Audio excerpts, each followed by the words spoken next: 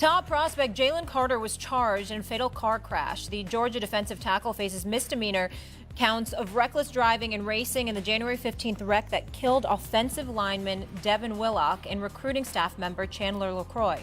The crash occurred hours after the Bulldogs celebrated their second straight national championship with a parade and a ceremony. Carter was booked at 11:33 p.m. Eastern on Wednesday night, was released at 11:49 p.m. after posting bond, according to online records. Carter released this statement yesterday, which reads in part, numerous media reports also have circulated this morning containing inaccurate information concerning the tragic events of January 15, 2023. It is my intention to return to Athens to answer the misdemeanor charges against me. And to make certain that the complete and accurate truth is presented, there is no question in my mind that when all the facts are fully known, that I will be fully exonerated of any criminal wrongdoing. Right now, we bring in Adam Schefter from the Combine in Indy. Adam, good morning. Louis Riddick also with us as well. Good morning, gentlemen. Louis, to you as well. Adam, I want to start with you. What's the latest that you're hearing? Well, the latest is Jalen Carter is now back in Indianapolis at the Combine after posting bond last night in Athens, Georgia. He has returned to Indianapolis to meet with teams and to begin the process, Molly, of answering all the questions that teams have, because there are going to be a lot of questions that teams have about his alleged involvement that night and what role he played here and what he thinks of the situation. And when teams are debating whether to use a top pick on Jalen Carter, they're going to want to have all the information that they can. And Jalen Carter obviously feels like he wants to tell his side of the story, which is why he was in a rush to get back here to answer all those questions that are going to be coming at him, not only this week, but really all the way up to the draft and then beyond. Louis Riddick, welcome to the show as well. Your thoughts about everything that Adam Schefter just outlined for us, sir? Look, scouts at this time of year, Stephen A., general managers, team presidents, owners, I mean, right now, look, although over the past 6 months, it's really been about finding facts out about players. It's about being, quite honestly, it's about being like a private eye, a private investigator, trying to make sure that you have all the background information necessary on these players, in addition to they're scouting their physical attributes. Now they're kind of like trying to put the top on that kind of process here once you get to the Combine and then you get to the pre-draft process, and you're trying to find out as many things as you possibly can to kind of tie up the loose ends on what these players are like from a football personal character standpoint.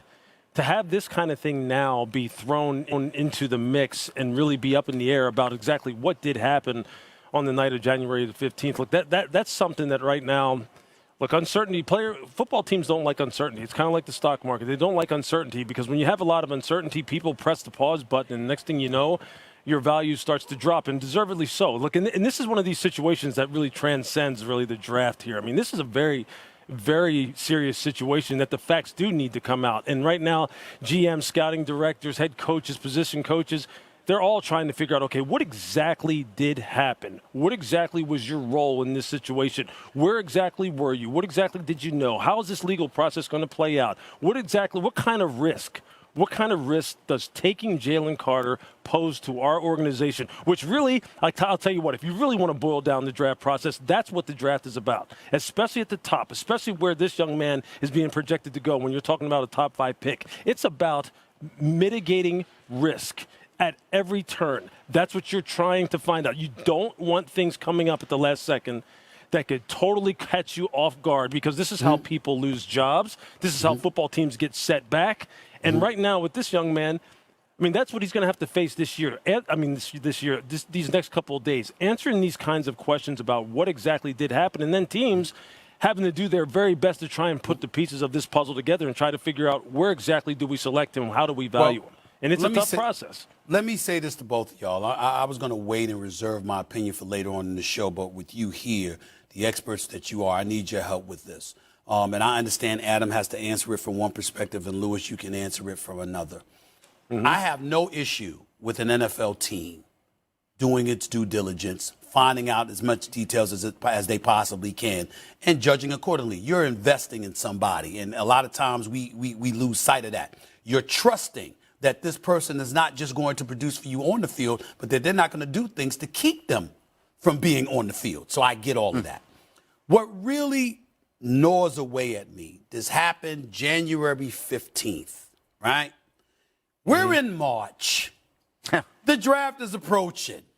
And now here we are. And we've seen stuff like this to a lesser degree in the past. We've seen Warren Sapp. We've seen La'el Collins. We've seen various other issues that have happened where names get mentioned and then ultimately it fades after the draft, but it's also after it's impacted somebody's draft status. What can you guys, and we'll start with you first, Adam, and then with you, Lewis, what can you guys say to me, to say to the public, about how we should feel about the timing of all of this and how eerily convenient it appears to be that this is coming out now? A warrant is out for his arrest for a misdemeanor. Talk to me about that. Well, Stephen, I would start with the fact that there were two individuals who lost their lives, and that trumps anything. Of course. Before we go anywhere, let's not lose sight of that. But Absolutely. From a football standpoint and a timing standpoint, I'll let the police department explain why the charges were filed essentially when the combine begins. So now, from a football standpoint, I can tell you this. Now the question becomes, with Lewis talking about him being on the field, does this fall under the purview of the NFL's personal conduct policy to where he could face discipline? This is an incident that happened January 15th. Now, the legal process will play out over the months of once he potentially is drafted. And then it will fall under the personal conduct policy to where it could impact his availability. The timing of this, I can't answer. I don't know how they do these things, but I can tell you that these are the questions that teams are going to want answered because they're going to want to make sure that somebody like Jalen Carter, top pick, would be available. And right now, all that's in limbo. Go ahead, Lewis. Yeah, look, Stephen, as far as the timing, I'll echo what Adam said. I can't even really speak to why it came out now. Like, what was the process involved as far as law enforcement down in Georgia and why, these new facts came to light and why he was asked to, why a warrant was issued for his arrest. I can't speak to that. What I can speak to, though, is that, look, the exercise that teams are going through at this point in time where it is about football character, personal character, medical records, what kind of availability is a player going to have, and then ultimately what is his production forecast to look like on the field? That's really what they're concerned about right now. But when you have this kind of player who's going to be projected to go this high, every team's going to look at this situation different. They just are. And let's just be honest about it. There's going to be some people who are going to be looking to have this kind of thing, despite just how tragic it is. They're going to be looking to kind of put a bow on this so they can justify the player from a talent perspective. And there's going to be some teams that are going to look at it and go, hey, you know what? That combined with maybe any other thing, any other kind of red flag that he has on his character, maybe they strike him from their board. I don't know. And we know that this varies from team to team across the NFL, and it has over the course of time in the history of the NFL. Teams look at this kind of thing, these kind of situations differently. But I will also echo what Adam said, though, about this, and that is this. This is bigger than just a football situation, and that isn't just lip service from me. I've said this very consistently. Yes. This is about two people who died that night. And that's a very serious situation. And people do deserve to know. Their families deserve to know what happened, how it happened, who's responsible, all of that.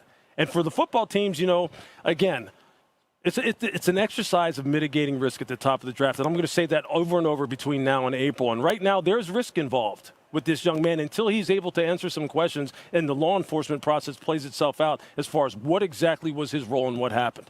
And then until that time, look, teams have to really just sit back and wait. And the good thing for them, they do have time because the draft is, a couple of weeks away. Yep. And Lewis, you're so right. Lives lost absolutely trumps any draft stock. And obviously, we'll have much more on this story throughout the day here on ESPN. Adam and Lewis, thank you so much for being with us.